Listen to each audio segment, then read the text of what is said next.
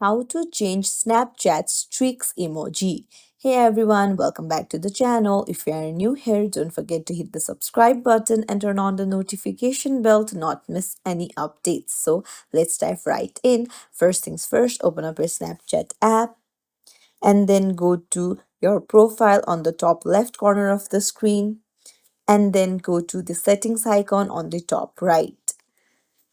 Scroll down and under additional services, you'll find friend emojis. Tap on it and then scroll down, and here you'll find snap streak. So this is what appears next to the number of days that you and a friend have snapped each other. So if you tap on it, so the default emoji is the fire emoji. Now you can set it to anything that you want.